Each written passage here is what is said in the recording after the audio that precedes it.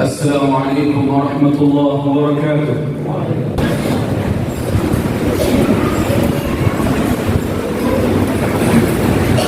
الحمد لله رب العالمين، أشهد أن لا إله إلا الله وحده لا شريك له، وأشهد أن محمدا عبده ورسوله وصفيه وحبيبه وخليله. اللهم صل وسلم على سيدنا محمد مفتاح باب رحمة الله، عدد ما في علم الله، صلاة وسلاما دائمين بدوام ملك الله وعلى آله وصحبه. أما بعد، فيا عباد الله، أوصيكم ونفسي بتقوى الله، فقد فاز المتقون. قال الله تبارك وتعالى: يا أيها الذين آمنوا اتقوا الله وقولوا قولا سديدا يصلح لكم أعمالكم ويغفر لكم ذنوبكم، ومن يطع الله ورسوله فقد فاز فوزا عظيما. Allah Subhanahu wa ta'ala berfirman, wahai orang-orang yang beriman, bertakwalah kalian kepada Allah dengan menjalani perintah-perintahnya, menjauhi larangan-larangannya, dan selalulah kalian berkata dengan perkataan yang benar. Allah senantiasa memperbaiki amal-amal kalian. Allah mengampuni dosa-dosa kalian, dan barang siapa yang taat kepada Allah dan kepada utusannya Nabi Muhammad sallallahu alaihi wasallam, maka sungguh dia telah beruntung, dan dia akan mendapatkan keberuntungan yang teramat sangat besar berupa jannah di yaumul qiyamah nanti. Segenap para hadirin rahimakumullah, apa yang dilakukan oleh Zionis Israel menunjukkan kekalahan mereka, menunjukkan kekalahan mereka, menunjukkan kehinaan mereka, karena tidaklah diperoleh kemenangan bagi orang-orang yang zalim, tidaklah diperoleh kemuliaan bagi orang-orang yang jahat. Apa yang dilakukannya itu adalah berupa kekalahan dan kehinaan bagi mereka.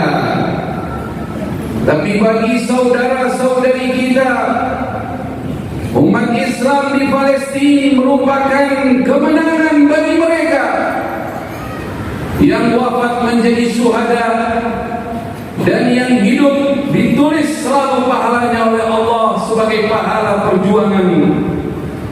Oleh karena itu, para hadirin, jadilah saya dan kalian bagian dari yang memperjuangkan kebenaran. Jadilah bagian dari yang memperjuangkan Al-Aqsa. Kita bantu atau kita tidak bantu, Allah menangkan dengan pasti. Tapi pertanyaannya, kita bagian dari yang ikut berjuang apa tidak? Beruntunglah yang ikut berjuang, dan merugilah yang tidak peduli dengan perjuangan mereka. Segenap para hadirin rahimakumullah, ketahuilah bahwa kemenangan itu nyata dari Allah.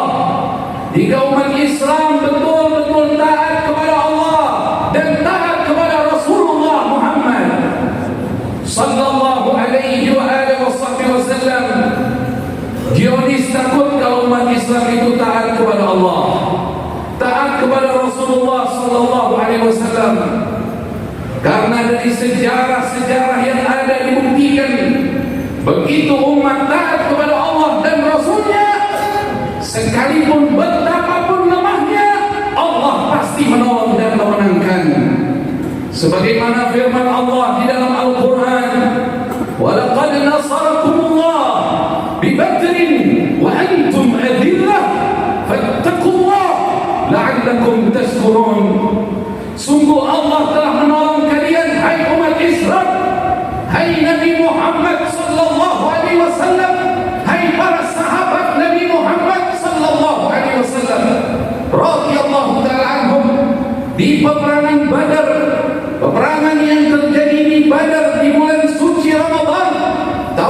kedua dari hijrahnya Nabi Muhammad sallallahu alaihi wasallam, saat itu jumlah kaum muslimin hanya 313 orang, sedangkan mereka orang kufar, pengikut dari Abu Jahal dan sebagainya, jumlah mereka 950, bahkan ada riwayat 1000 lebih.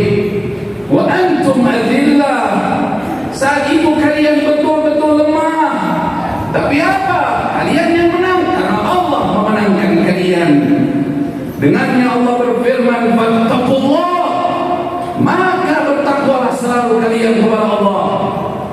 Bertakwalah selalu kalian kepada Allah, la'allakum tashkurun, dipastikan kalian selalu bersyukur, artinya kalian selalu menang. Segenap para hadirin rahimakumullah, bukankah kita semua sering mendengar adanya seorang penguasa Yahudi berkata, adanya penguasa Yahudi yang berkata, kami tidak pernah akan takut dengan umat Islam sampai sholat subuh jamaah mereka seperti sholat al-Jum'ah. Lihatlah sholat Jumat ini, Masjid Al-Ma'mur penuh, bahkan jamaahnya sampai keluar masjid. Lalu bagaimana dengan subuh kita? Dan ini adalah pengakuan dari mereka sendiri, bukan tujuan ingin memotivasi kita, karena mereka selamanya tidak mau kita yang menang. Tapi kalimat itu memotivasi penerus mereka, berjuanglah, jangan sampai subuh umat Islam itu penuh di masjid-masjidnya. Segenap para hadirin, itu yang mereka takuti. Kalau sudah sholat subuh seperti sholat Jumat, mereka pasti kalah, mereka pasti hancur, mereka pasti binasa. Namun pertanyaannya, berapa orang dari kita yang tadi sholat subuh di masjid? Adakah di antara kita yang masih lalai sholat subuh di masjid? Sementara kita mengatakan, kasihan orang Palestina, bebaskan Al-Aqsa, kami ingin berjuang. Lalu kenapa subuhnya tidak di masjid? Kenapa masih kalah dengan hawa nafsu, dengan tidurnya, tidak mau memperjuangkan agama ini? Saya rasa tidak berlebihan kalau dikatakan, bagi mereka yang tidak sholat subuh di masjid, menjadi bagian dari yang menyokong ataupun menambah kekuatan mereka kufar. Tapi mereka yang sholat subuh di masjid, berarti mereka menjadi bagian dari yang memperkuat kaum muslimin di sana. Semoga khutbah Jumat ini bisa menjadikan saya dan antum lebih giat lagi untuk sholat berjamaah, insyaallah.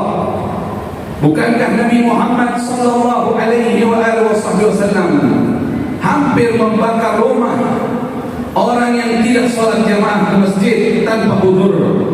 Tapi itu tidak dilakukan oleh Nabi, dan Nabi Muhammad sallallahu alaihi wasallam tidak memperbolehkan kita melakukan itu. Tapi ungkapan itu menunjukkan betapa kecewanya Rasulullah Muhammad sallallahu alaihi wasallam dengan umatnya, laki-laki muslim tanpa uzur tidak sholat berjamaah di masjid, terutama subuh. Ternyata sekarang saya tambah paham para hadirin, dengan akibat kita tidak sholat berjamaah di masjid, terutama subuh, akibatnya bukan hanya berdampak buruk pada diri kita sendiri, bukan hanya menjadikan diri kita sendiri yang hancur, tapi akibatnya adalah melemahkan umat Islam sedunia. Apa yang terjadi saat ini akibat dari banyak orang meninggalkan masjid dalam salat berjamaah.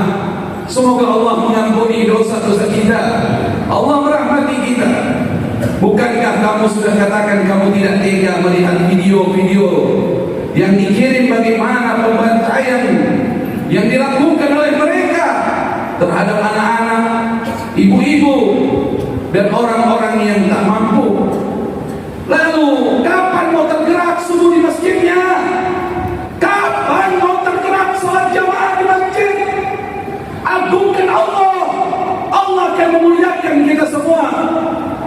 Jika panggilan azan telah berkumandang, Allahu Akbar, Allahu Akbar, semua yang ada padamu kecil, kerjaanmu kecil, bosmu kecil, datanglah ke masjid, salatlah berjamaah. Maka hanya ini yang bisa kita lakukan. Nanti akan datang dengan caranya Allah, mereka hancur, mereka musnah.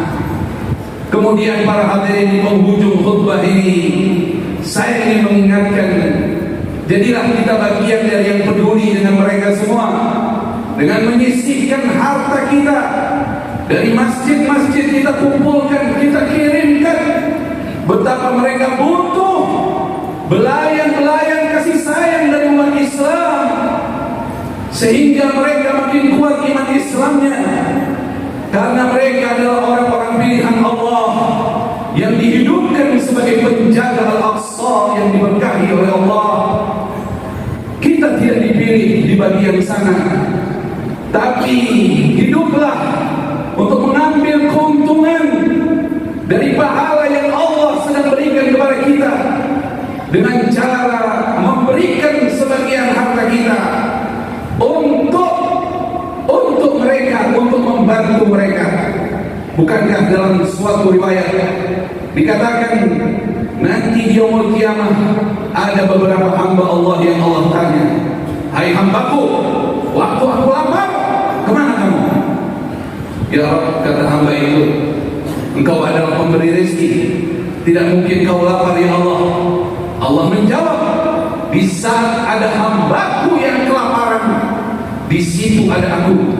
Jika kau datang menolongnya, kau berjumpa dengan rahmatku. Hai hambaku, waktu aku sakit, di mana kamu? Wahai Allah, kau tidak pernah sakit, kau adalah penyembuh.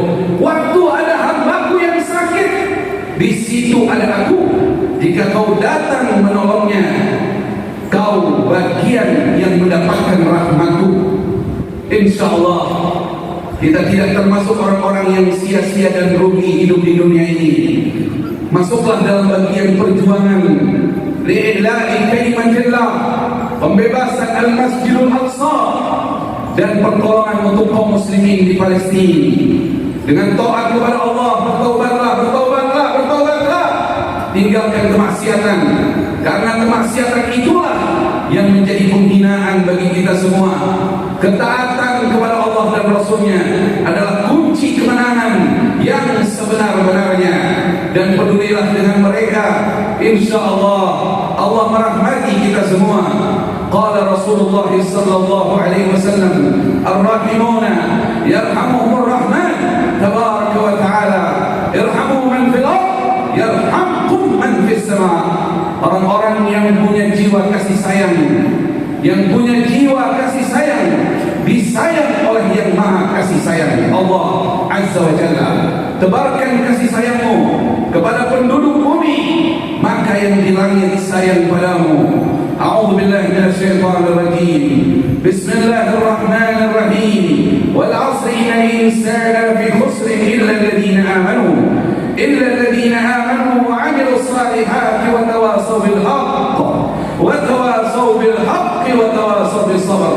Barakallahu lana wa lakum fil Qur'anil 'azim. ونفعنا وإياكم بما فيه من الآيات والذكر الحكيم وتقبل مني ومنكم تلاوته إنه هو السميع العليم. أقول قولي هذا وأستغفر الله العظيم لي ولكم ولسائر المسلمين والمسلمات والمؤمنين والمؤمنات فاستغفروه إنه هو الغفور الرحيم. اللهم صل وسلم على سيدنا محمد وعلى آل سيدنا محمد.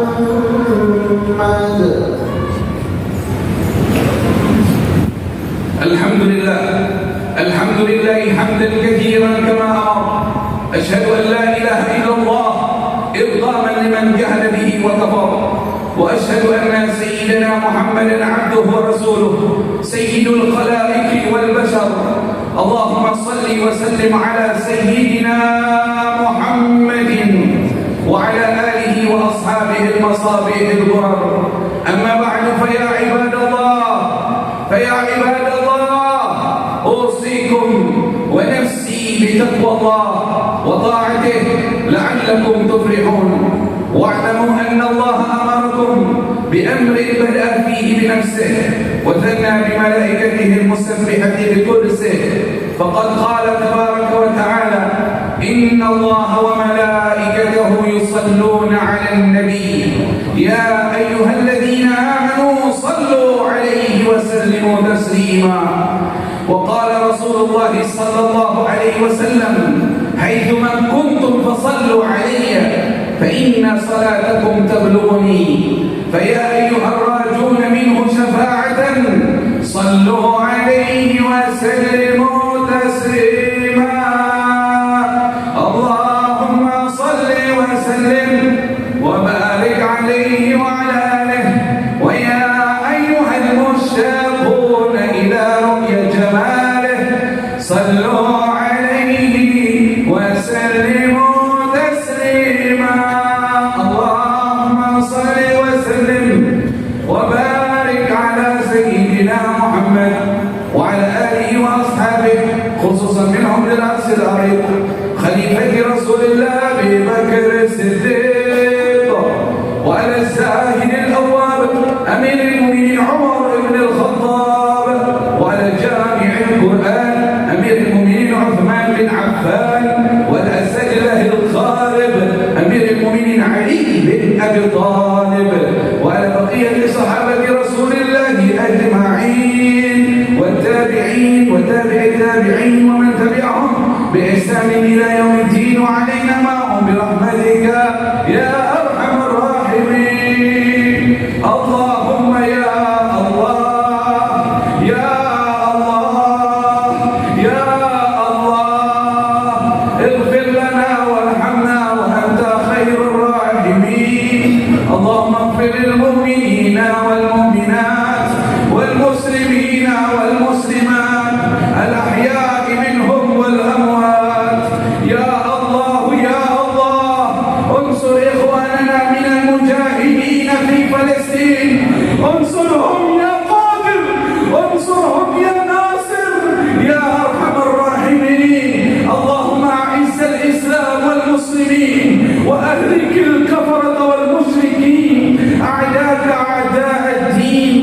اللهم شتت شملهم وفرق جمعهم وقلل عدهم واجعلهم في الغابرين، ولا تبلغهم مراد ونارهم تصبح رماد بكافة يا عين صاد.